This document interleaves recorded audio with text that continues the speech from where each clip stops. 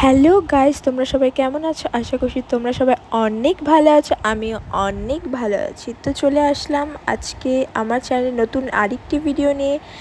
তো এই চ্যানেলটি যেহেতু আমি আমার বিয়ের পরে খুলেছি, তো বিয়ের পরে খুললেও আমার কাছে আমার বিয়ের আগে আইবুড়ো ভাত খাওয়ার কিংবা অনেক ছোটো ছোটো মোমেন্টসে অনেক ছোটো ছোটো ক্লিপ ছিল, তাই আমি ভাবলাম সেগুলো দিয়ে কিছু কিছু ভিডিও বানিয়ে তোমাদের সাথে শেয়ার করি। তো এই ভিডিওটা ছিল তার মধ্যে একটি, যেদিন আমার ফ্রেন্ডরা আমাকে আইবুড়ো ভাত দিয়েছিল অ্যান্ড ওরা দেখো খুব সুন্দর অ্যারেঞ্জমেন্ট করেছিল।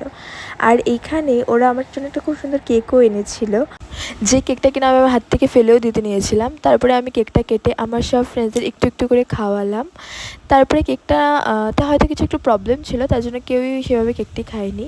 তারপরে খাওয়া যখন স্টার্ট করলাম, আমার ফ্রেন্ড একটা ভিডিও নিচ্ছিল অ্যান্ড বলছিল যে তুই রিভিউ দে। তো আমিও ওখানে ওকে রিভিউটা দিলাম, যেটা খুব টেস্টি ছিল খাবারগুলো সেখানকার।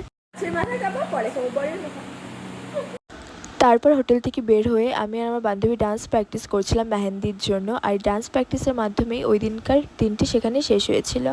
তারপরের দিন ছিল আমার কাকিমুনির বাড়িতে আইবুড়ো ভাত খাওয়ার ইনভিটেশন। তো সেখানে আমি শাড়ি পরে গিয়েছিলাম অ্যান্ড আমার কাকিমুনি খুব সুন্দরভাবে অ্যারেঞ্জ করেছিল সব কিছু।